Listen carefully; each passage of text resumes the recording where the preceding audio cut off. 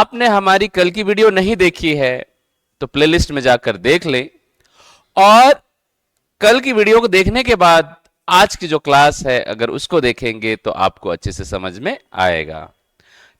ठीक है, कल हम लोग पढ़ रहे थे राष्ट्रपति। राष्ट्रपति राष्ट्रपति राष्ट्रपति जो है अनुच्छेद अनुच्छेद हमने 52 से अनुच्छेद 62 तक या 61 तक जो है राष्ट्रपति का उल्लेख किया गया है। किसका उल्लेख किया गया है? राष्ट्रपति। ठीक है, जिसके अंतर्गत हमने अनुच्छेद 52 हमने पढ़ लिया था, अनुच्छेद 53 हमने पढ़ लिया था, अनुच्छेद 54 पढ़ लिया था, अनुच्छेद 55 पढ़ लिया था, अनुच्छेद 56 भी देख लिया था, आर्टिकल 57 भी देख लिया था, आर्टिकल 58, 59 और 60, ये यहां जो है इनको देखना था हमें। ठीक है, तो चलिए एक बार हम जल्दी जल्दी फास्ट रिवीजन कर देते हैं। ठीक है, उसके बाद हम लोग आगे बढ़ेंगे। यहां पे देखिए 52 क्या है? राष्ट्रपति का पद। राष्ट्रपति का पद, भारत में एक राष्ट्रपति होगा जो देश का क्या होगा भाई? प्रथम नागरिक होगा, देश का प्रथम नागरिक होगा।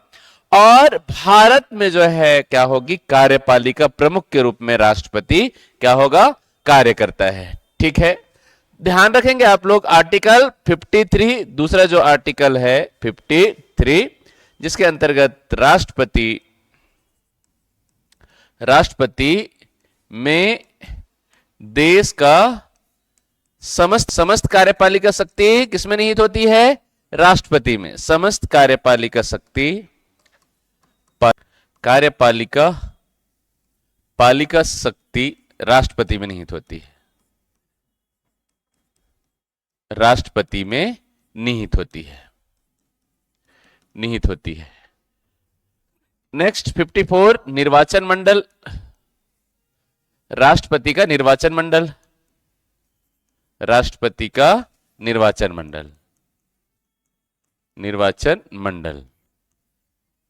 कि निर्वाचन भारत के राष्ट्रपति के लिए मतदान कौन कौन कर सकता है, ये जो है निर्वाचन मंडल के अंतर्गत आएगा। कल की जो क्लासेस है उसको देख लेंगे तो आपको अच्छे समझ में आ जाएगा। राष्ट्रपति का निर्वाचन की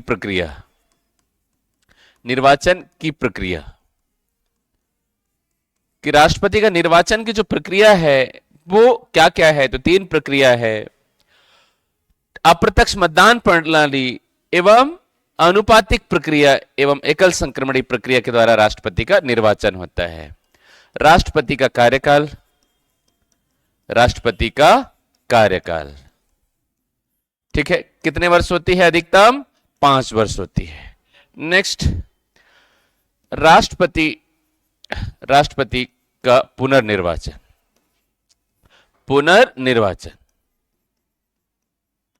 भारत का जो राष्ट्रपति होता है, एक ही व्यक्ति कई टर्म तक जो है भारत में राष्ट्रपति बन सकता है, इसे ही जो है क्या कहा जाता है? राष्ट्रपति का पुनर्निर्वाचन। नेक्स्ट चलते हैं हम राष्ट्रपति की योग्यता।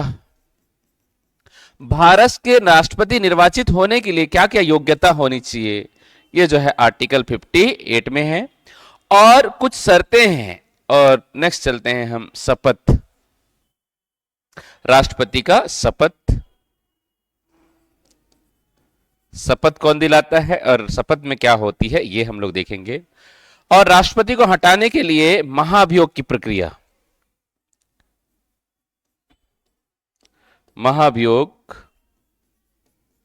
महाभियोग की प्रक्रिया।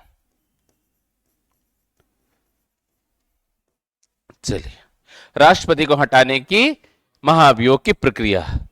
तो हमने जो है ये उपरोक्त जो आर्टिकल्स हैं इनको हमने कल पढ़ लिया था।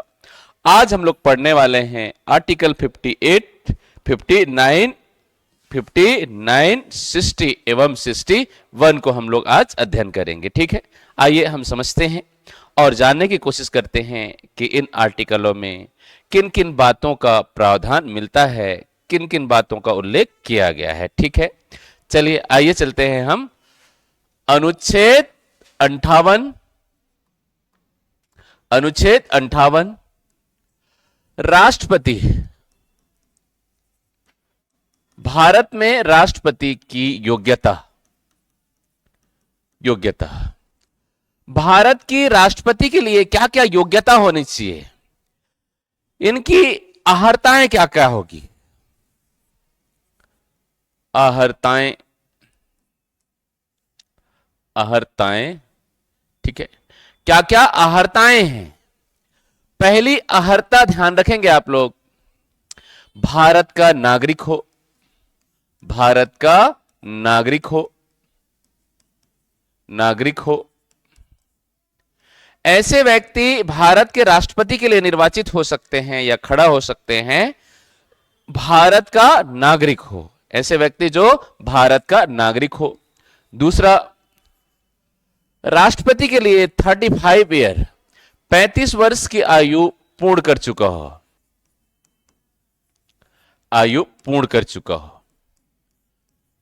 चुका हो। ऐसा व्यक्ति जो है क्या हो सकता है, राष्ट्रपति में के लिए निर्वाचित हो सकता है या निर्वाचन के लिए योग्यता होगी। नेक्स्ट, लोकसभा सदस्य निर्वाचित होने की योग्यता रखता हो।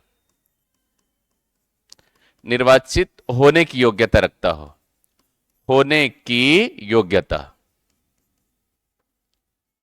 योग्यता रखता हो। ठीक है, ऐसा व्यक्ति जो लोकसभा सदस्य निर्वाचित होने की योग्यता रखता हो। ठीक है। चौथा, लाभ का पद धारण ना करता हो। यह लाभ का पद किसे कहा जाता है, तो ध्यान रखेंगे आप लोग, लाभ का पद जो है राष्ट्रपति, उपराष्ट्रपति, राज्यपाल और केंद्रीय मंत्री एवं राज्य का कोई भी मंत्री जो है लाभ का पद नहीं माना जाएगा। ठीक है, लेकिन लोकसभा सदस्य, राज्यसभा सदस्य एवं सरकार के अधीन कोई भी सेवाएं धारण करता हो, ये सभी के सभी पद क्या कहलाएंगे, लाभ का पद कहलाते हैं। ठीक है ना। और ध्यान रखना आप लोग, लोकसभा सदस्य निर्वाचित होने की योग्यता क्या है, तो लोकसभा सदस्य निर्वाचित होने की योग्यता जो है पागल व दिवालिया ना हो। तो ध्यान रखना आप लोग, पांचवा पॉइंट भी इसमें शामिल कर लीजिए आप लोग, पागल व दिवालिया ना हो। ऐसे व्यक्ति जो है राष्ट्रपति के निर्वाचन के लिए क्या होगी, योग्य होंगे। ठीक है, तो ध्यान रखना आप लोग, भारत का नागरिक हो, 35 वर्ष की आयु पूर्ण कर चुका हो, लाभ का पद धारण ना करता हो, ठीक है, और लोकसभा सदस्य निर्वाचित होने की योग्यता रखता हो, और पागल व दिवालिया ना हो। लाभ का पद किसे कहा जाता है या किसे नहीं कहा जाता है, तो ध्यान रखना आप लोग, राष्ट्रपति, उपराष्ट्रपति,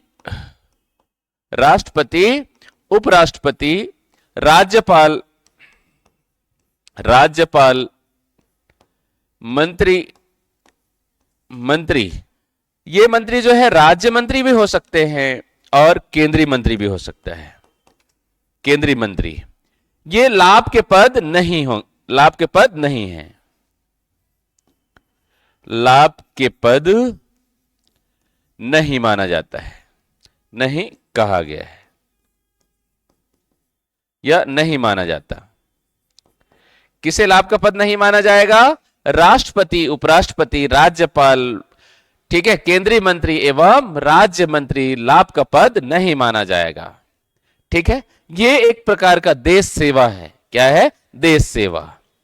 ठीक है, और लाभ का पद किसे कहा जाता है, तो ध्यान रखना, केंद्र सरकार एवं राज्य सरकार के अधीन सेवाएं लाभ का पद माना जाएगा। भाई लाभ का पद है। चाहे कलेक्टर से लेकर जो है प्यून तक या चपरासी तक जो है क्या होगा, लाभ का पद माना जाएगा। ठीक है, साथ ही साथ लोकसभा सदस्य, लोकसभा सदस्य, लोकसभा सदस्य आब्लिक राज्यसभा सदस्य, राज्यसभा सदस्य, यह भी लाभ का पद माना जाएगा। क्या माना जाएगा? लाभ का पद। ठीक है, तो ध्यान रखना आप लोग, लाभ का पद किसे नहीं कहा जाता? राष्ट्रपति, उपराष्ट्रपति, राज्यपाल, ठीक है, केंद्रीय मंत्री, कौन सा? केंद्रीय मंत्री एवं राज्य में मंत्री, कोई भी मंत्री जो है क्या होंगे, लाभ का पद नहीं माने जाएंगे।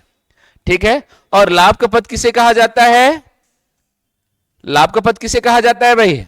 लाभ का पद केंद्र सरकार एवं राज्य सरकार के अधीन सेवाएं एवं लोकसभा एवं राज्यसभा सदस्य भी क्या हो जाएगा? लाभ का पद माना जाएगा। ठीक है, जिसमें जो है सुप्रीम कोर्ट के जज एवं हाई कोर्ट के जज भी जो है लाभ के पद माने जाएंगे। आगे चले हम लोग। राष्ट्रपति की योग्यता के अंतर्गत अहर्ताएं के लिए ध्यान रखना आप लोग, 50 जो है क्या हो, प्रस्तावक, 50 प्रस्तावक एवं 50 अनुमोदक हो, अनुमोदक। ठीक है, छठवां पॉइंट में आप लोग लिख लेंगे, राष्ट्रपति उम्मीदवार के लिए, राष्ट्रपति पद की खड़ा होने के लिए, प्रत्याशी होने के लिए आपके पास 50 जो है, 50 लोगों का क्या हो, समर्थन हासिल हो, और 50 लोग जो है क्या करें, हस्ताक्षर करके प्रस्ताव कर दें, और 50 लोग ही जो है इनका क्या करें, समर्थन करें। ठीक है, इसी में जो है क्या होगा, लोग जुटा नहीं पाते। 50 प्रस्तावक एवं 50 अनुमोदक चाहिए जो राष्ट्रपति उम्मीदवार को क्या करे, समर्थन करे।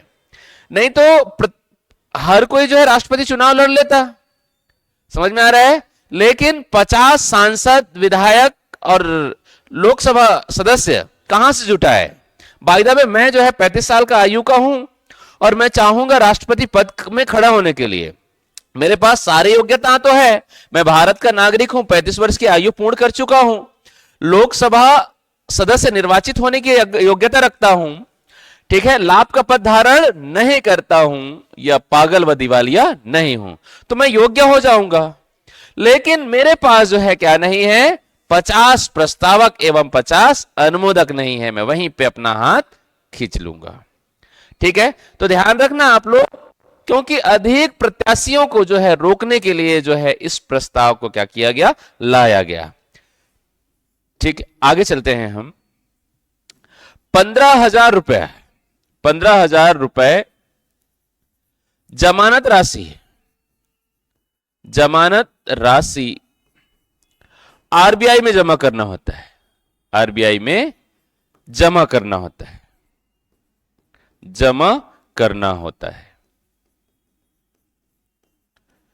ठीक है, कहां जमा करना होगा? आरबीआई में। ठीक है, ये जमानत राशि होता क्या है? तो जमानत राशि जो है एक प्रकार का क्या है, बॉन्ड है, कि मैं जो है अपनी इंश्योरिटी देता हूं कि मैं राष्ट्रपति चुनाव के लिए क्या करूंगा, श्रद्धापूर्वक लड़ूंगा। ठीक है, और ध्यान रखेंगे आप लोग, ये जमानत राशि अगर कुल वैध मतों का 1/6 हिस्सा अगर प्राप्त नहीं कर पाता है, 1/6 हिस्सा अगर प्राप्त नहीं कर पाता है कुल वैध मतों का, तो यह जमानत राशि जब्त हो जाती है और 6 साल तक चुनाव नहीं लड़ सकता। समझ में आ रहा है ना? यह जमानत राशि वापस नहीं होती है। ठीक है, बाकी जो हार गए सदस्य हैं वो अपनी जमानत राशि जो है हारने के बाद ले सकते हैं, अगर 1/6 मत से जो है अधिक प्राप्त कर लिया हो, ऐसे लोग जो है क्या कर लेते हैं, अपने जमानत राशि को वापस ले सकते हैं। ठीक है, तो ये होता है जमानत राशि। नेक्स्ट, योग्यता हमने देख लिया, अहर्ताएं हमने देख लिया, राष्ट्रपति की कुछ शर्तें हैं, शर्तें। अब अगर जो है राष्ट्रपति जो है क्या कर लिया, चुनाव जीत लिया, राष्ट्रपति का चुनाव हो गया, और चुनाव के बाद जो है राष्ट्रपति क्या कर लिया, चुनाव जीत गए। ऐसी स्थिति में राष्ट्रपति की कुछ जो है क्या है, शर्तें हैं। जैसे यहां पे ध्यान रखना आप लोग, कोई भी व्यक्ति अगर राष्ट्रपति के लिए क्या हो गया, इलेक्ट हो गया, तो राष्ट्रपति पद में निर्वाचित होने के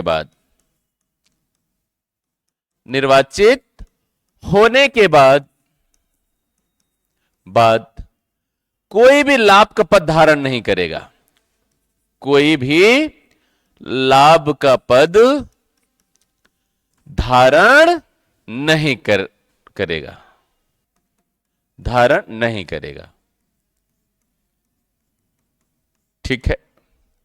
दूसरा, अगर कोई पहले से कोई लाभ का पद धारण कर रहा है, अगर कोई व्यक्ति राष्ट्रपति चुनाव लड़ने से पहले अगर कोई लाभ के पद धारण कर रहा है, तो वे सभी लाभ के पद जो है स्वतः ही क्या हो जाएंगे, समाप्त हो जाएंगे। ठीक है ना। राष्ट्रपति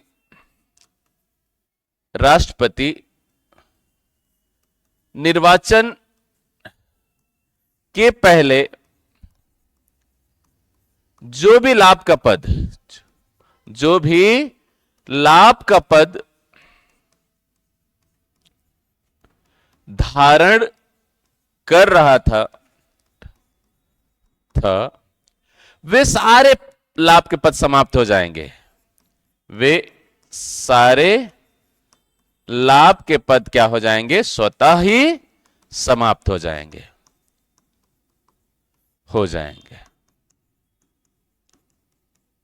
ठीक है, हो जाएंगे। ये ध्यान रखना आप लोग, स्वतः ही क्या हो जाएंगे, समाप्त हो जाएंगे। चलिए तीसरी पॉइंट, राष्ट्रपति निर्वाचित होने के बाद, निर्वाचित होने के बाद निशुल्क राष्ट्रपति भवन प्राप्त होगी इनको, राष्ट्रपति भवन प्रदान किया जाएगा। क्या किया जाएगा, राष्ट्रपति भवन जो है आवंटन की जाएगी, और इनका जो निवास होगा वो राष्ट्रपति भवन होगा। इनकी जो स्थायी पता के रूप में किसे जाना जाएगा, राष्ट्रपति भवन को। और ये राष्ट्रपति भवन जो है निःशुल्क होगी। क्या होगी, इनके जो जितने भी फैसिलिटियां होगी, जितने भी सुविधाएं होगी, सिक्योरिटी सुविधाएं, सभी के सभी जो है क्या होंगे, राष्ट्रपति भवन के रूप में प्राप्त होगा। ठीक है, समझ में आ रहा है। क्योंकि ये देश का जो है क्या होगा, सर्वोच्च नागरिक है, देश का सर्वोच्च नागरिक है, इसीलिए राष्ट्रपति भवन जो है क्या होगा, इनको जो है एक स्थायी पता के रूप में राष्ट्रपति भवन होगा। चौथा, नेक्स्ट चले। राष्ट्रपति का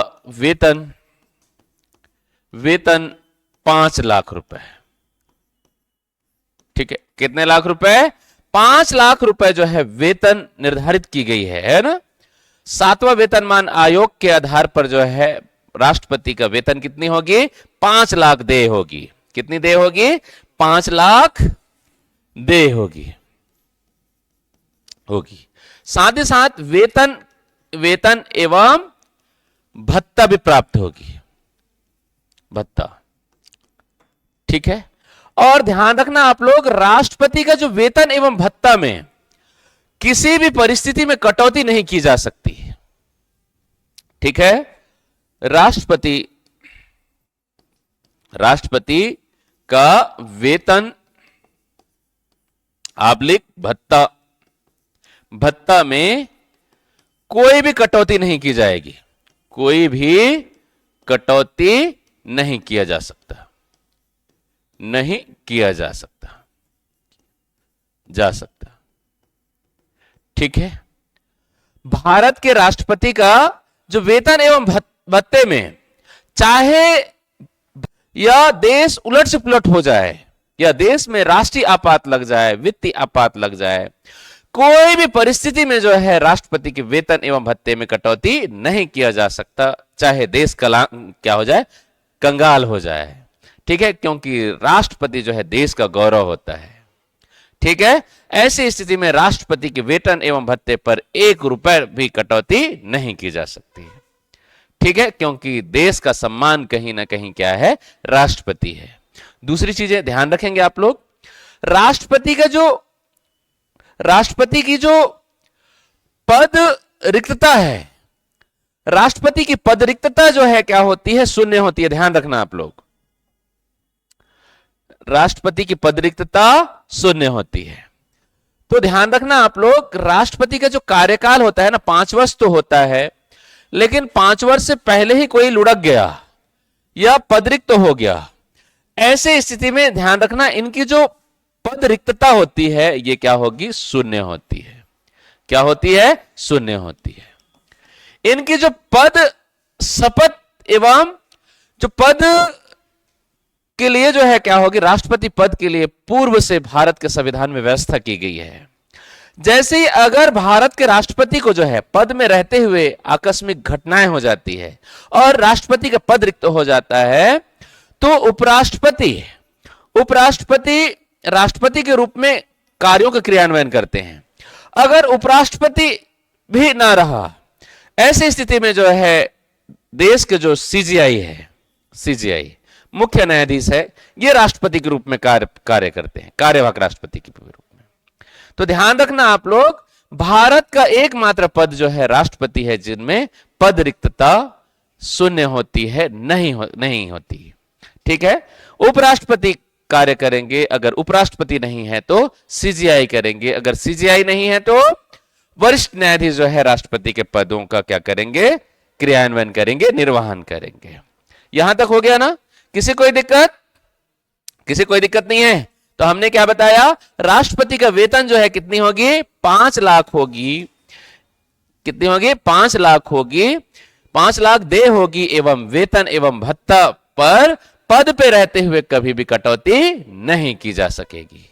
कभी भी पद पे कटौती नहीं, वेतन पे कटौती नहीं की जा सकेगी। कारण हमने बताया कि भारत का राष्ट्रपति देश का क्या है, सम्मान है और गौरव है। ठीक है, आगे बढ़े हम लोग।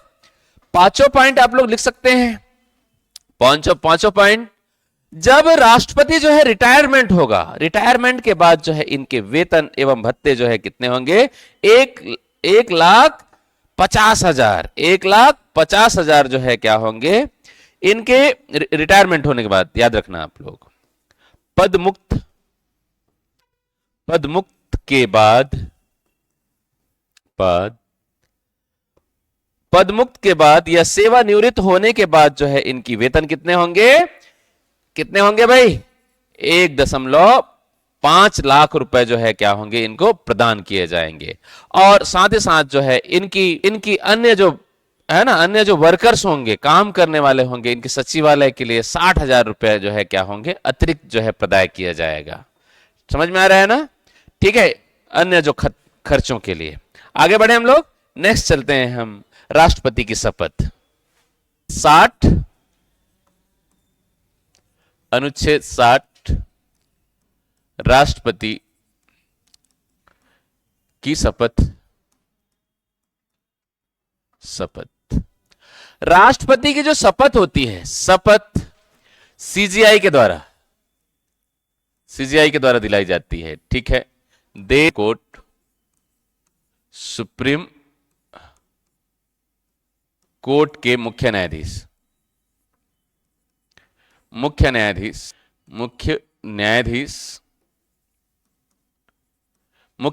के द्वारा शपथ दिलाई जाती है। शपथ कौन दिलाता है? सीजीआई के द्वारा, चीफ जस्टिस ऑफ इंडिया के द्वारा जो है राष्ट्रपति को शपथ दिलाया जाता है। क्या दिलाई जाती है? शपथ।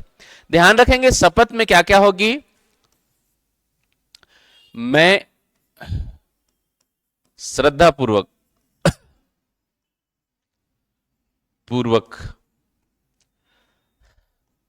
राष्ट्रपति पद का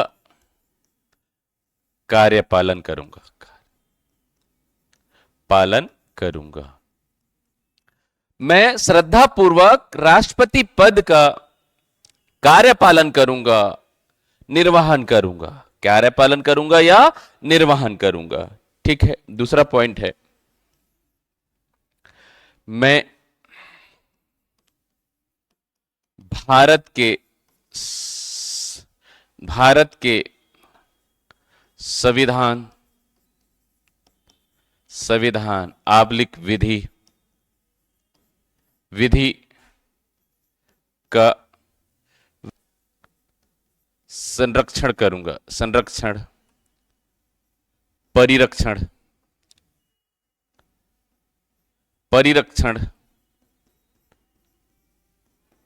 परिरक्षण और प्रतिरक्षण करूंगा। ठीक है, नेक्स्ट तीसरा, भारत की जनता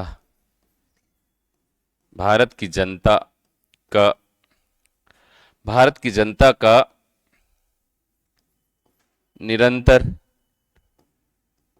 निरंतर सेवा एवं लोक कल्याण में निरत रहूंगा। ये ठीक है, ये जो है राष्ट्रपति की क्या है, शपथ ग्रहण है। क्या है, शपथ है, जिसके अंतर्गत क्या है भाई, सीजीआई के द्वारा जो है भारत के राष्ट्रपति को पद की जो है क्या दिलाई जाती है, शपथ दिलाई जाती है, जिसके अंतर्गत मैं भारत के राष्ट्रपति के रूप में श्रद्धापूर्वक राष्ट्रपति पद का कार्यपालन करूंगा या निर्वहन करूंगा। मैं भारत के संविधान या विधि का जो है क्या करूंगा, विधि का संरक्षण करूंगा, परिरक्षण करूंगा और प्रतिरक्षण करूंगा। ठीक है, और भारत की जनता का मैं निरंतर सेवा करूंगा, नितत क्या करूंगा, सेवा करूंगा। ठीक है, ये जो है राष्ट्रपति का शपथ हुआ। आगे चले हम लोग, आगे चले ना। नेक्स्ट, अनुच्छेद 61, अनुच्छेद 61, राष्ट्रपति को हटाने के लिए महाभियोग की प्रक्रिया। राष्ट्रपति को हटाने के लिए महाभियोग की प्रक्रिया,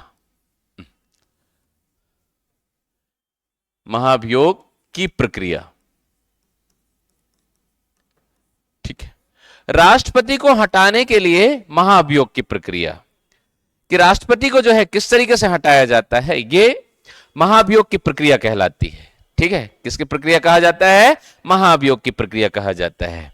ये अमेरिका के संविधान, कहां के संविधान से प्रेरित है, ये अमेरिका के संविधान से लिया गया है। महाभियोग की प्रक्रिया अमेरिका के संविधान, अमेरिका की संविधान से लिया गया है। ठीक है, महाभियोग की प्रक्रिया कहां से लिया गया है, अमेरिका के संविधान से लिया गया है। महाभियोग की प्रक्रिया अमेरिका के संविधान से प्रेरित है। अगर देश के राष्ट्रपति पर महाभियोग के द्वारा जो है क्या की जा सकती है, राष्ट्रपति को हटाया जा सकता है। ठीक है, चलिए देख लीजिए महाभियोग का कारण क्या है। कारण संविधान पर अतिक्रमण,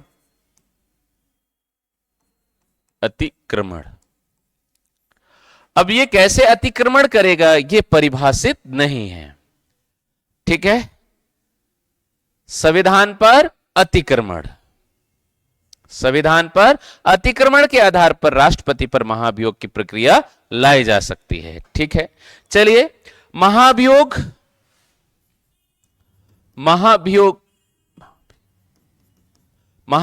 का प्रस्ताव प्रस्ताव। राष्ट्रपति को हटाने के लिए महाभियोग का प्रस्ताव लोकसभा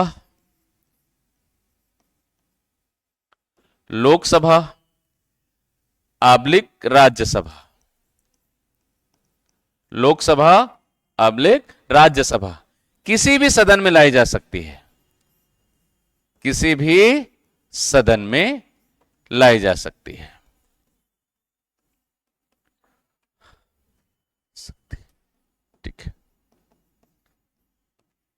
ठीक है।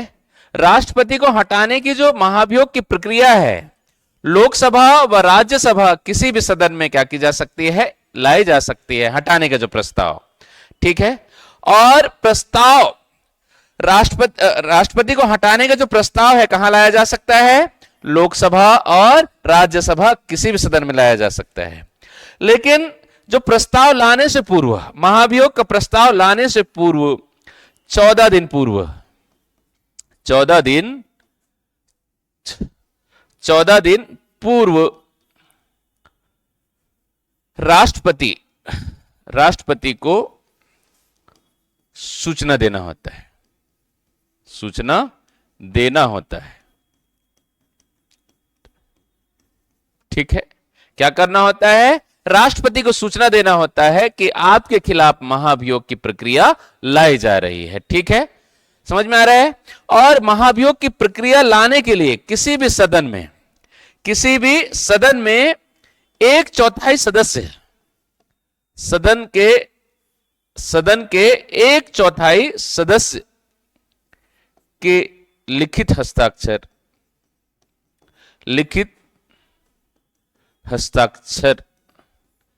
के साथ महाभियोग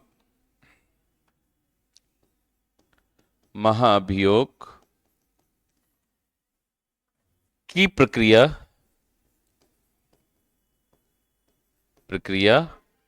लाई जा सकती है।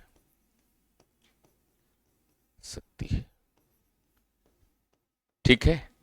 कितने लोगों के द्वारा, 1/4 मतलब 100 लोगों में से 25 लोग अगर लिखित हस्ताक्षर करके क्या कर दें, लोकसभा अध्यक्ष को दे दें या राज्यसभा में सभापति को दे दें। ठीक है, लिखित प्रस्ताव दे दें। ऐसी स्थिति में जो है लोकसभा अध्यक्ष के द्वारा क्या की जाएगी, महाभियोग की प्रक्रिया या प्रस्ताव को जो है स्वीकार कर लिया जाए या अस्वीकार कर लिया जाए।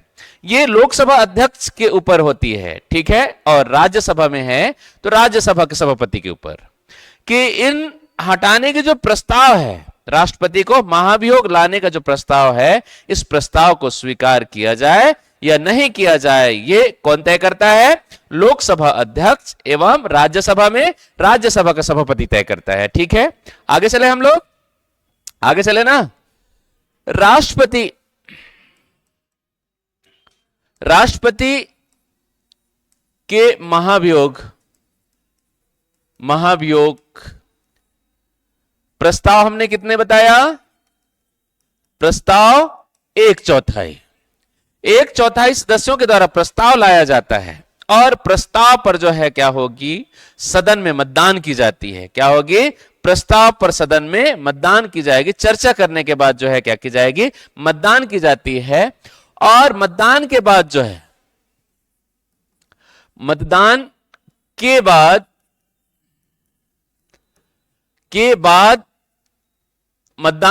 क्या होगा, 2/3 बहुमत। कितने बहुमत, 2/3 बहुमत के साथ अगर विधेयक क्या हो गया, पास हो गया। कितने तिहाई, 2/3 बहुमत। 2/3 बहुमत के साथ प्रथम सदन, जिस सदन में जो है प्रस्ताव लाया गया है, उस सदन में महाभियोग प्रस्ताव पास हो गया। कितने तिहाई के साथ पास होगी ये, 2/3 बहुमत के साथ जो है क्या होगी, पास होने पर इसे दूसरे सदन में भेज दी जाती है। बिल को क्या कर दी जाएगी, दूसरे सदन। समझ में आ रहा है ना। कितने तिहाई, 2/3 बहुमत के साथ जो है प्रथम सदन में पास हो गया और इसे जो है कहां भेजा जाएगा, 2/3 बहुमत से पास होने पर विधेयक विधेयक द्वितीय सदन को भेज दी जाती है। द्वितीय सदन, द्वितीय सदन बोले तो राज्यसभा। राज्यसभा, अगर लोकसभा में हटाने का प्रस्ताव लाया गया है तो यह द्वितीय सदन होगा, ठीक है ना, समझ में आ रहा है। अगर राज्यसभा में लाया गया प्रस्ताव तो लोकसभा द्वितीय सदन हो जाएगा, ठीक है। जहां पे स्थापित होती है वो प्रथम सदन होती है, और जहां पर पास होकर द्वितीय सदन में भेजी जाएगी, ठीक है। जैसे लोकसभा में जो है प्रस्ताव लाया गया तो राज्यसभा द्वितीय सदन हो जाएगी, ठीक है, ठीक है। और राज्यसभा में जो है क्या होगी, राज्यसभा में राष्ट्रपति अपनी बात को क्या कर सकते हैं, सदन में रख सकते हैं, ठीक है ना। मतलब अपना पक्ष रखने का अधिकार है, राष्ट्रपति को अपना पक्ष रखने का अधिकार है, ठीक है। क्या रखेगा, पक्ष जो है खुद आकर रखेगा या अपना प्रतिनिधि भेजेगा, प्रतिनिधि, ठीक है। खुद प्रेजेंट हो सकता है या अपने प्रतिनिधि के माध्यम से अपना पक्ष जो है सदन के समक्ष रखेगा। और सदन पे इस पर जांच होती है, क्या होगी, दूसरी सदन पे। कौन सदन पे, दूसरी सदन पर जांच होती है। क्या होगी भाई, जांच होती है। और जांच सही पाया गया कि हां राष्ट्रपति ने जो है क्या किया है, संविधान का पर आक्रमण किया है, संविधान का उल्लंघन किया है, ठीक है। जांच के दौरान दूसरा सदन सही पाया जाता है कि राष्ट्रपति ने संविधान का उल्लंघन किया है या संविधान पर अतिक्रमण किया गया है, तो जांच के बाद सही पाया जाता है और 2/3 बहुमत के साथ दूसरा सदन भी जो है क्या कर दे, विधेयक को पास कर दे। कितने बहुमत के साथ, 2/3 बहुमत के साथ दूसरा सदन भी जो है क्या कर दे, पास कर दे इस विधेयक को, ठीक है। दूसरा सदन भी जो है इस विधेयक को क्या कर दे, पास कर दे। कितने बहुमत के साथ, 2/3 बहुमत के साथ। तो राष्ट्रपति को पर जो है क्या हो जाएगा, महाभियोग लग गया और राष्ट्रपति जो है महाभियोग की प्रक्रिया द्वारा हटाए जाएंगे, ठीक है। 2/3 बहुमत के साथ विधेयक पास होने पर राष्ट्रपति हटा दिए जाएंगे।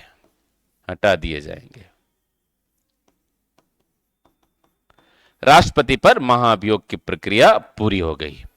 अभी तक किसी भी राष्ट्रपति को जो है महाभियोग की प्रक्रिया के द्वारा हटाया नहीं गया है, ठीक है, समझ में आ रहा है ना। और इस तरीके से राष्ट्रपति को जो है हटा दिया गया महाभियोग की प्रक्रिया के द्वारा, और महाभियोग की प्रक्रिया के द्वारा हटाए जाने पर इनके द्वारा जितने भी कार्य किए गए हैं राष्ट्रपति पद में रहते हुए, वे सारे कार्य जो है क्या हो जाएंगे, वैध माने जाएंगे, ठीक है ना। समझ में आ रहा है, क्या माने जाएंगे, वैध माने जाएंगे कि जितने भी कार्य किया है वो राष्ट्रपति के रूप में किया है, ठीक है। सारे कार्य जो है क्या हो जाएंगे, वो वैलिड माने जाएंगे, ठीक है। इस तरीके से आपका जो राष्ट्रपति को हटाने की जो प्रक्रिया है, ठीक। आगे चलते हैं हम, एक पॉइंट और है, अनुच्छेद 71। हमने कल देख लिया था क्या इसको, अनुच्छेद 71।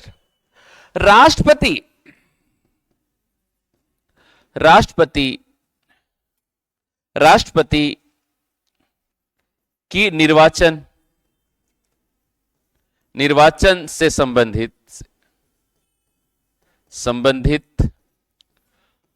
कोई निर्वाचन से संबंधित कोई गड़बड़ी होती है, गड़बड़ी, और गड़बड़ी की जो जांच है, ध्यान रखना आप लोग, राष्ट्रपति के निर्वाचन से संबंधित जांच की सुनवाई